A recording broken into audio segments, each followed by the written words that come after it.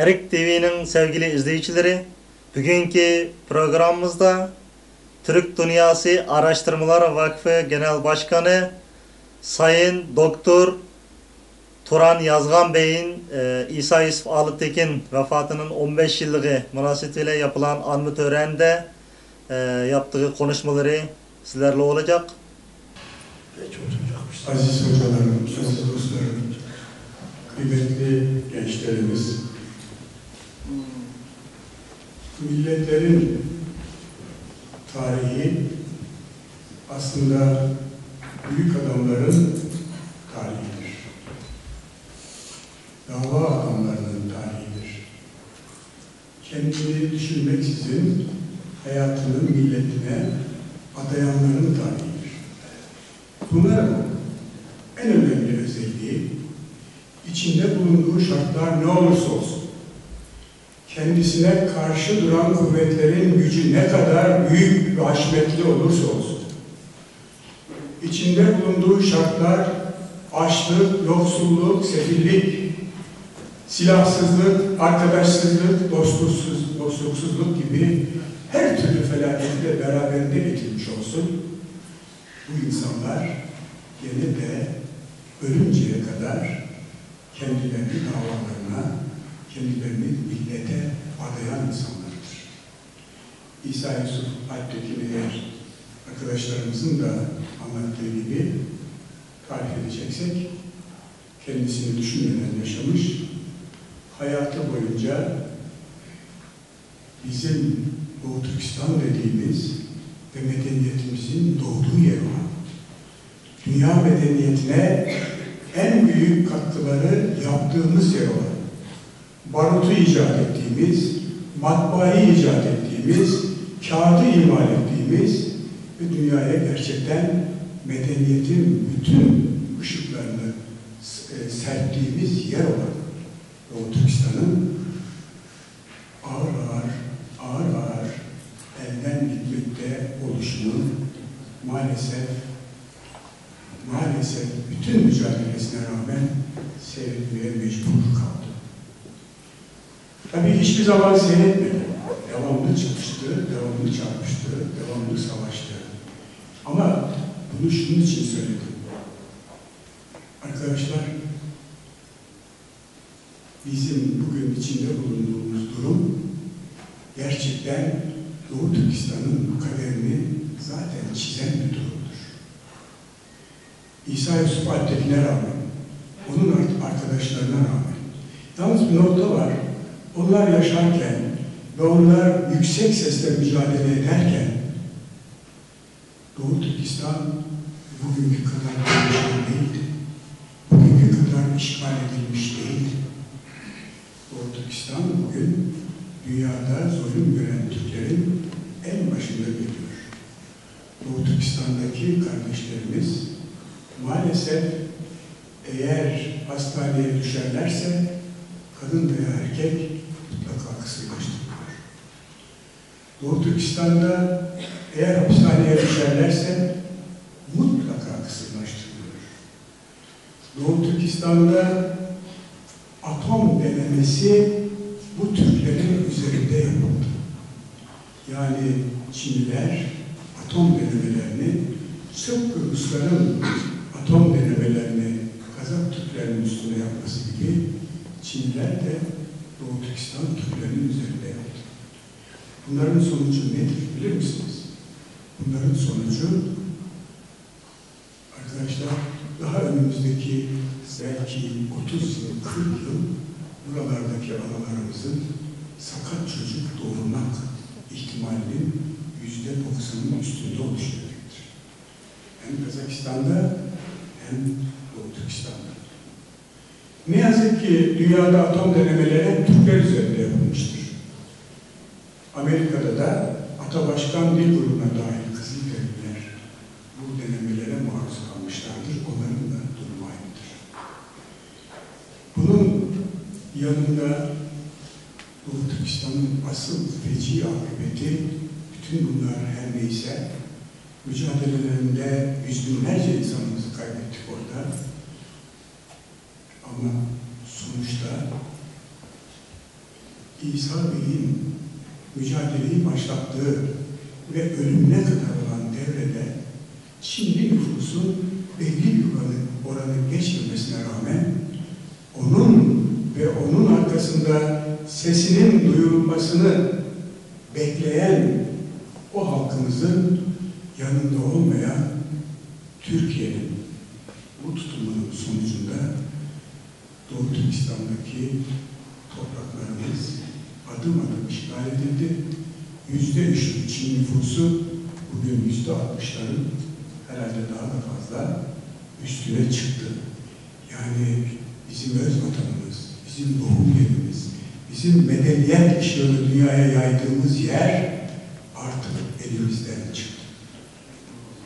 Bunun sebebi İsa Yusuf Alptekin Bey'e veya arkadaşlarına ve onun gibi diğer mücahitlere destek vermeyen ve hatta halbuki bütün ümitlerini bu ülkeye bağlamış olan insanların yalnız bırakılmasıdır. Doğu Türkistan'ın bayrağının asılması Türkiye'de yasaklandı resmen. Biz bir Doğu Türkistan'la ilgili bir program yaptığımız zaman Süleymaniye Kürsüsü'nde buraya bayrakları asmıştık. Polis geldi, indirin bu bayrağı. Sıkıysa indirdi. Çekti gitti ve indiremedi. Ama yasak da o bayrağı asmak. Yani arkasında Türkiye yoktu İsa Yusuf Bey. Var ölülenler vardı, var olanlar da vardı. Ama devlet olarak maalesef yoktu. Halbuki başka devlet adamlarımız vardı başka yerlerde, o tarihlerde. Mesela Kıbrıs'ta, Kuzey Kıbrıs'ta Rauf Bey vardı. Azerbaycan'da Elçi Bey vardı. Onların tutumu başkaydı. Oraya, Kuzey Kıbrıs'a bir seminer vesilesiyle çok kötü durumda olan Kırım Türklerinin liderini ve Gökoğuz, Gagavuz Türklerinin liderini götürdüm. Ama giderken bizim dışişleri Rauf Bey'e telgraf çıkmış veya mesaj göndermiş. Bana gidince gösterdi. Sakın ona resmi davet yapmayın. Resmi merasim yapmayın. Karşılamayın resmi olarak. Biz uçaktan indik. Arkadaşlar uçağın kapısındaydı. Kırmızı halılar serilmişti. Ve o kırmızı halıların üstünden Rauf Bey hepimizi aldı, bir salonuna aldı. Orada sohbet ettikten sonra her birimize bir araba verdi. Yani Kırım Cumhurbaşkanı bir arabaya bindi, önünde bir eskort. Gagavuz Cumhurbaşkanı bir arabaya bindi, önünde eskort. Ben bir arabaya bindim, önünde eskort. Ve önünde de Rauf Bey evine gittik. Şimdi bu da Cumhurbaşkanı. O da devletimizin adamıydı. Elçi Bey'e de yine bu Cumhurbaşkanlarını götürdüm. Özellikle Stepan Topal'ın silaha ihtiyacı vardı. Etrafı çevriliydi. Petrole ihtiyacı vardı. O zamanlar Moldovanlar ne pahasına olursa olsun bunlara hiçbir hak ve hürriyet vermek istemiyorlar. Bunlar ise direniyor, mücadele ediyor ve bayraklarını asıyorlardı. O zamanki bayraklarında bozkurt vardı. Elçi Bey'i ziyaret ettiğimizde Elçi Bey'le yalnız konuştum. İstediklerinin hepsini gönderdi. Silah da gönderdi. Petrol de gönderdi. Yeter ki Odessa'dan alın. Odessa'ya kadar teslim etmek benim işim. O da bu milletin evladı, bu milletin devlet adamıydı. Ama diğerlerinin tutumlarını arkadaşlarımız anlattı. Özellikle Aslan'ın anlattıklarını duydunuz. Yürekler acısı. Şimdi bu gün içinde bulundukları durum Doğu Türkistan'ın gerçekten çok feci. Bir kere işgal edildi. Artık toprak olarak burada biz maalesef azınlıkta yaşayan bir halk haline geldik. Ama diğer halklar bakımından da gittikçe her şey ellerinden alınıyor. Mesela Urumçi'de Türkçe eğitim yasaklandı, kaldırıldı. Ha bu yalnız orada olmuyor. Yalnız Çin'de olmuyor. Rusya'da da 309 sayılı bir kanun çıktı. Orada muhtar Türk Cumhuriyetlerinin hepsinde Türkçe yani kendi dilleriyle eğitim yasaklandı. Rusya'dan başka dille eğitim yapmak yasaklandı. Bunlara karşı, o işgallere karşı sesimizi çıkarmadığımız gibi bu tutumlara karşı da sesimiz çıkmıyor. Üstelik kendi ülkemizde birkaç tane dilin konuşulmasının, eğitimde kullanılmasının ne zararı olur diyorlar. Bu kadar. Bilmiyorum. İfade devam ettirmek istemiyorum.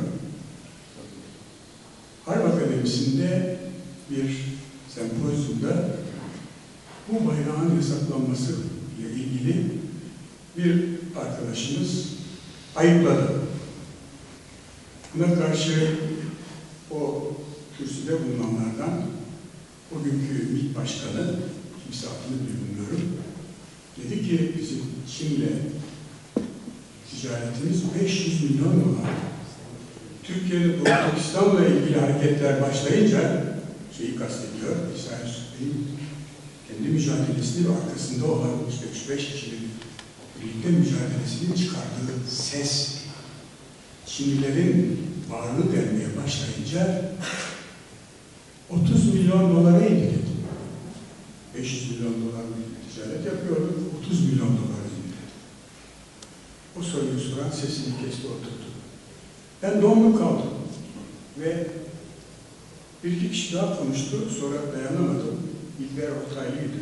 Başka söz istedi bundan, hemen söz verdim. Dedim ki, Menderes hükümeti 168 milyon dolar Avrupa'dan borç istedi. Bu borç bir konsorsiyuma havale edildi. O zaman konsorsiyumun başında Fransa vardı. Fransa şöyle bir şart koştu. 168 milyon doları size veririz. Ama Birleşmiş Milletler'de Cezayir'le ilgili oylamada ya müstehcir kalırsınız ya gelmezsiniz. O zaman böyleydik. 168 milyon dolar için biz yalnız Cezayir değil, oradaki bütün bu Kuzey Afrika'daki insanlarımızı sattık. Onların tabiri. Tunus Türkleri böyle değil. Tunus'un %40'ı Türktür. Cezayir'in hiç şüpheniz olmasın %40'ı Türktür. Ama Arap ırkçılığı oralarda bir tek Türkçe kelime bırakmamıştır. Türkiye'den önce Türk olan Mısır'da da bir tek Türkçe kelime kalmamıştır. Bu milletin en büyük kaderi Allah'ın vermediği bir şey bu. Irkçılık genine sahip olmayıştır. Bu gene sahip olan milletler Amerika'da Amerika yapan en büyük, en kıymetli alimlerimizi 2. sınıf değil, 5. sınıf insan olarak kabul ederler. En büyük işleri yaparlar. Rusya'da Amerika'yla yarışa sokan alimler bizim alimlerimizdir. Türk alimleridir. Onları da insan yerine koymayan Rus ırkçılığıdır.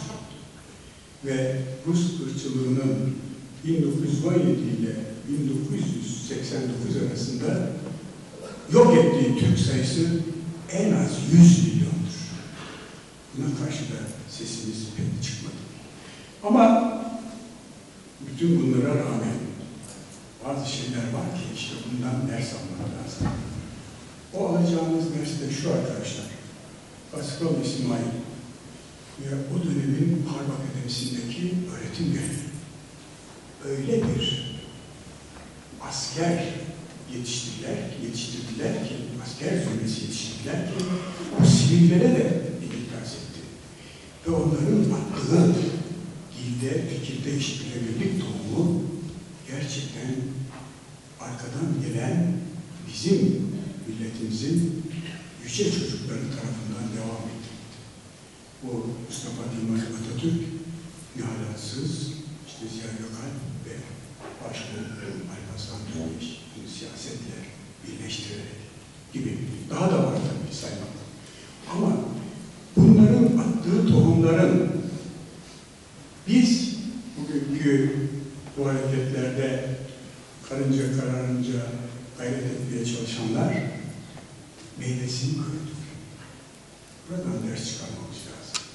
Biz Türk Dünyası Araştırmaları Vakfı olarak 1989'da Sovyetler İttifakı Federasyonu'nun hava sahasını delerek Moskova'ya uğramadan elçi beyin sayesinde Allah gani rahmet eylesin Bakü'ye indiğimiz zaman bizi yüz binlerle insan karşıladı. 7 saat geç gitmemize rağmen. Ta Yakutistan'a Yakutistan'a indiğimiz zaman yine uçağımız Altay'dan 7 saat geç kaldı. Ki gece yarısından sonraya isabet etsin. Tabii orada gece yarısı falan yok. Yarım saat doğuşla dışarısındaki farklar. Ama tabii saat de yatıp kalkıyorlar. Karşılamasınlar ama gene binlerle insan karşıladı. Ve ertesi günü oranın şehrin büyük parkında böyle 150 metre çapında bir büyük beton şey var. Orada şanlılar ateş yaptı ortada. Üstüne kırmızı ateşi alevlendirdiler ve binlerle insan 90 yaşında, 100 yaşında, 80 yaşında torununu alan o benim etrafını doldurdu ve bizi bağrına bastı. Bu tohumları ekenlere Allah gani rahmet eylesin. İşte bu tohumları ekenler içinde fiili olarak en büyük rolü oynayanlardan birisi de elbette bugün andığımız ve yattığı yerin nur olmasını dilediğimiz büyük insan, nazik insan, kibar insan ama ulu insan, yüce insan İsa Yusuf Alptekin'dir. Bunların tohumları atmamış olsalardı Türk dünyasında hiçbir adım atamazdı. Ne oldu? Bunların attığı tohumlardan yeşermeler oldu. Bu büyük bir heyecan yarattı. Bir yerlere bizi götürebilirdi. Ama gene Türkiye Cumhuriyeti hükümetleri maalesef o 1990'lardan 89'lardan itibaren bu işi gösterişte bıraktılar. Petrol hissemiz %35'ti. Elçi Bey'in bize %1.75'e indirdiler. 2 yılda Bakü Ceyhan hattı yapılacaktı. Elçi Bey'i katledip 15 yıl uzattılar. Ve orayı paylaştılar. Ondan sonra haklı geçirdiler. Biz şimdi hamamları yapıyoruz. Ve gene seyrettiğimiz şeyler, bütün bu gerçekleri görmeyen hükümetlerimiz sayesinde seyrettiğimiz acı gerçeklerden birisi de Kazakistan'ın ve Türkmenistan'ın kritik maddelerin 25 yıl süreyle Rusya'ya peşkeş çekildi. Gözümüzün içine baka baka. 8 defa çizme giydiği Kerkük Musul petrolleri için Amerika baktı olmayacak, demokrasi adına geldi, 1,5 milyon Müslümanı katletti. Bunların içinde en az 300 bin Türktür. Hiç bahsedilmiyor. Hiç.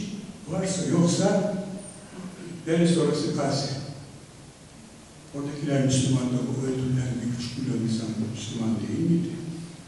Bunların yaşam hakkı yok muydu?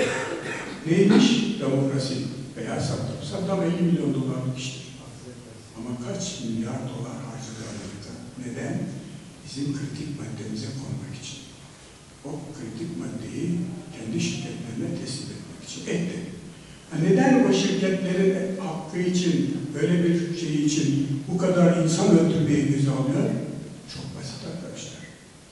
Bu petrol kaynaklarından elde ettiği gelir, bu şirketlerin elde ettiği gelirin %90'ı Amerika'ya vergi olarak gider. Onun için Amerika'yı devlet olarak küresel şirketlerden ayıramazsınız. Amerika bugün Türkiye'de 47'den beri oynuyor ama son zamanlarda çok fazla oynamaya başladı.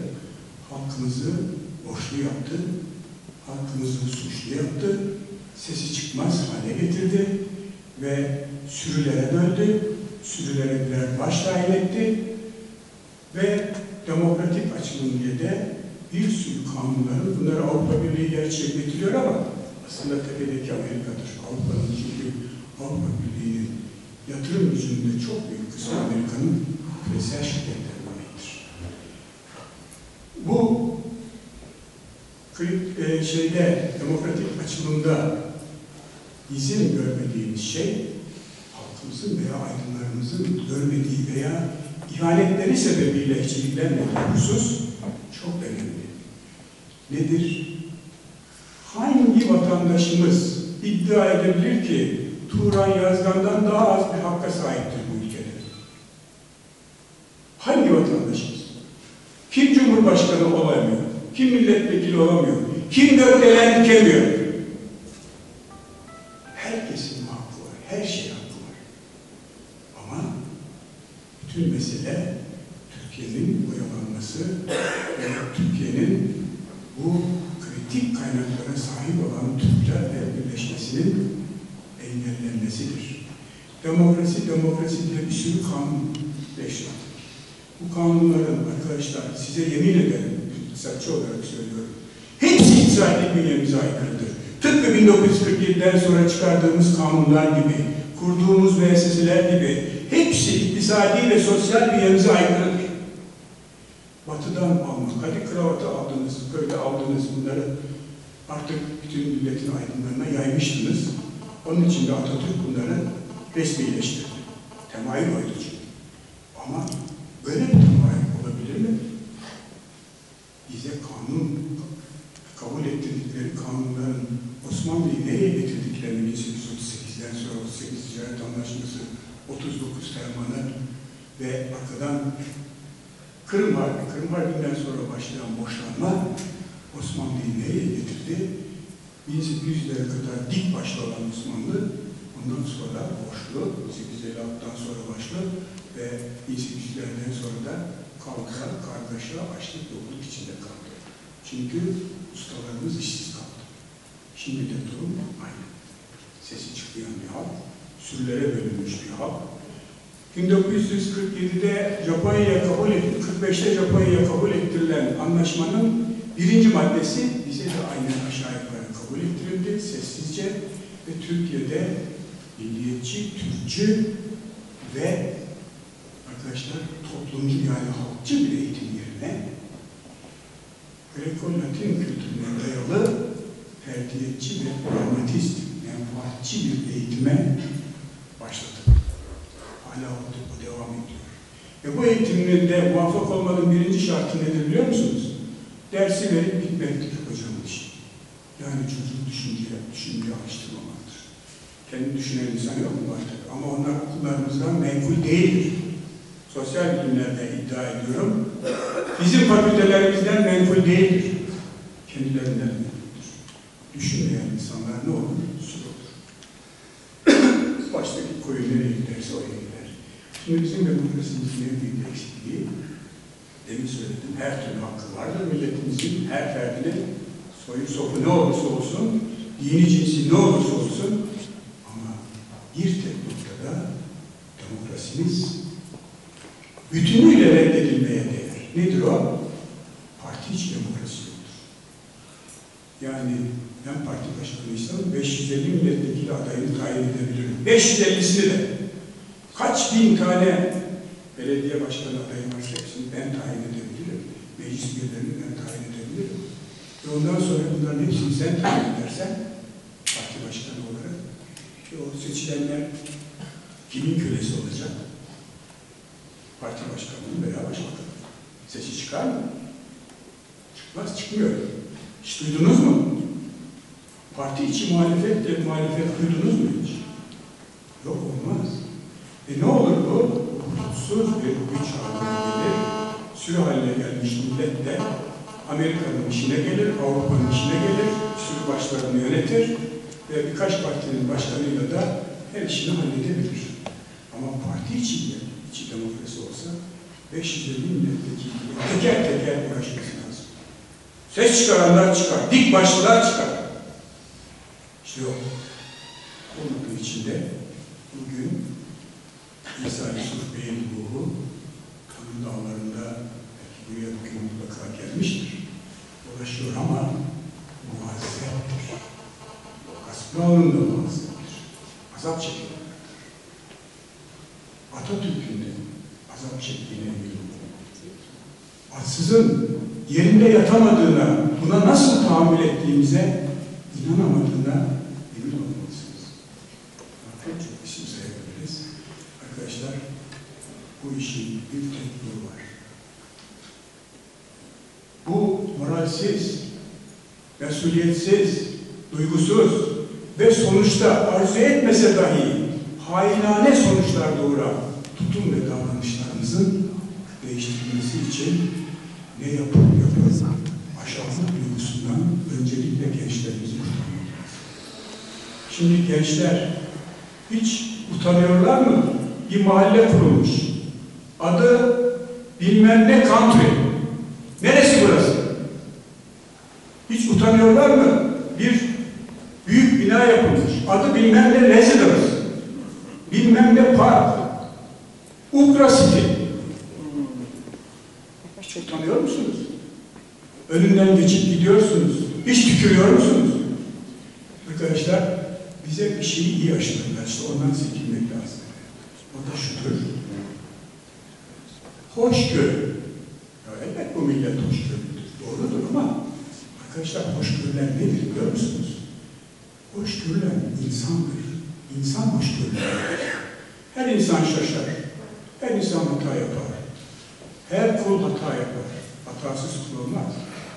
Her kadı kızında kusur bulunur. Tamam mı? Kasıt kötü niyet yoktur. Dolayısıyla insanları affederiz. Yani Sabancı Center lavasını yazanı affederim. İnsandır çünkü hata yapmıştır. Yazdıranı da affederim. Asanı da affederim. Astıranı da affederim. Ama önünden geçip de o lavaya tükürmeyeni affetmem. O lavaya tükürmüyorsanız bu yayılan pis koku yayılır ve nihayet yarınki nesillerimiz Bosphorus City'de yaşıyor. Neresi burası ya? Bunu bilmedikleri gibi sormaya da cesaret edemezler çünkü pis kokuya alışmışlardır. Bizi hiç alıştırdılar. Onun için gençler demokratik hakları elbette vardır.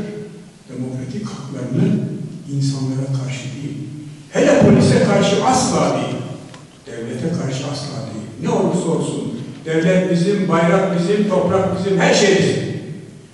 Onun kılına dokunulduğu zaman bunun maliyetini öderler. Bu maliyet de o kadar yüksektir ki arkadaşlar, sadece Çanakkale'nin maliyetini düşünün, sadece Sarıkamış'ın maliyetini düşünün, Amerika'nın bütün servetiyle ödenmez. Onun için bizim topraklarımızı falan bölemezler. Ama bir şartla şu pis kokuya artık gençler olarak hayır değil. İnsanlara dokunmayın, insanlara affedin. Hatalıdır, suçludur, kusurdur, hepsi kabul. Ama pis kokuya alışmayın. Alışmamanın yolu da eğer görmüşseniz bir koyunu bacağından asıp bırakıp gitmişler ve pis koku saçıyor. Sen onu orada seyredemezsin. Asanı affet, unutanı affet, hepsini affet. Koyunun bacağını orada bırakamazsın karşına. Ne yapıp kaldıracaksın. Pis kokuyu yaymayı öğreneceksin. Pis kokuya alışmayacaksın. Bizim gençliğimize vereceğimiz tek husus budur. Bu hususu verirse, pis kokuya alışmazlarsa kimse öyle lafı falan yazamaz artık. Kimse bu milletle alay edemez. Kimse bu milleti bölmeye kalkışmak değil, onu hayal bile edemez. Neyi bölüyorsunuz? Kolay mı öyle? Ha, içinde bulunduğumuz şartlar böyle çok müsait görünüyor. Biz böyle şartları çok yaşadık. Çok yaşadık. Bir Atatürk geldi. Bütün borçlarını ödedi Osmanlı. Bütün gavur şirketlerinin hepsini sürdü attı. Hepsinin mallarının bedelini ödedi, millileştirdi. Ve altyapımızın hepsini yaptı. Demiryolu, demir çelik fabrikası, basma fabrikası, ayakkabı fabrikası, şeker fabrikası. Neyse ana ihtiyaçlarımız planda hepsini yaptı kısa sürede.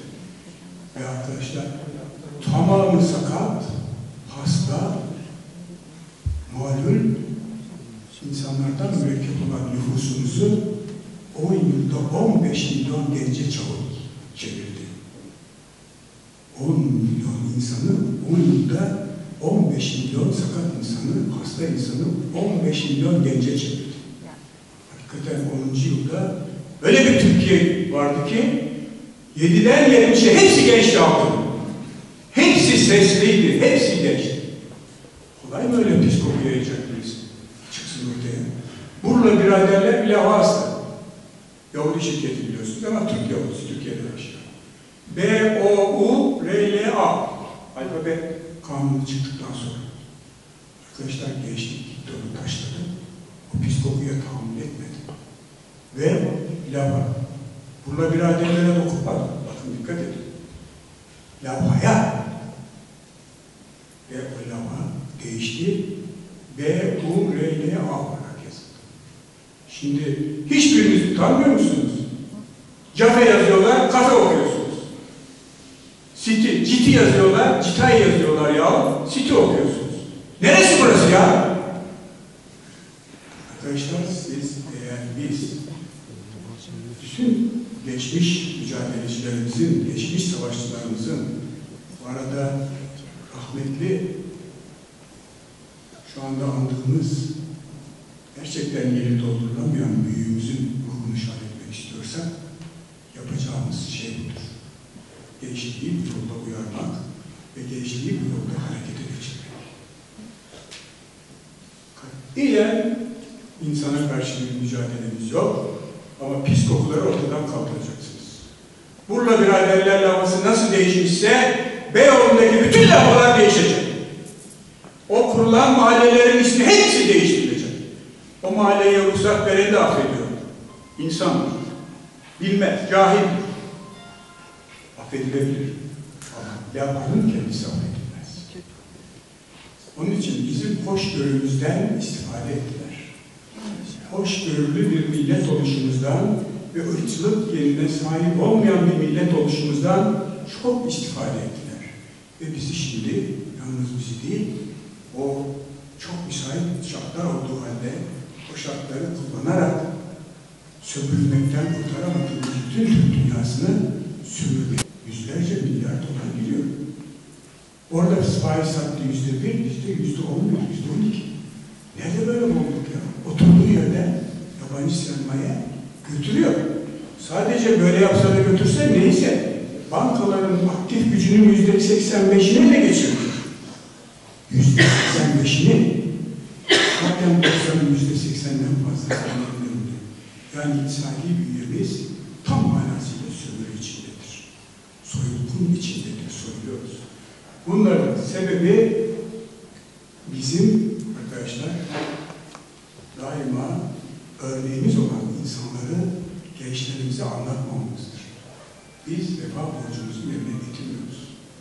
Keşke sadece İsa Yusuf Alptekin değil, her zaman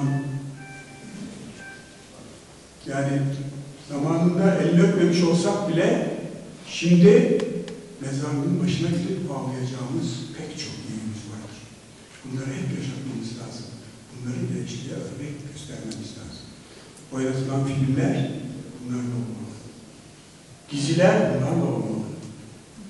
Toplantılar bunlarla ilgili olmalı. Gençlik örneğe muhtaçtır. Şimdi onun örneğine bakın televizyonlara ne örnekleri var görürsünüz. Kimin ırkçılık geni olmayan ve böyle bir şart altında bana ne diyen ki bunu ihanete kadar götürmüş olan Türk aydınlığıdır. Onun için bana bunları hatırlattığı için zaten çok büyük hürmetle pek çok beraber olduğumuz İsa Yusuf Alptekin'e tekrar Allah'tan gani rahmet diliyorum. Yattığı yer nurla olsun.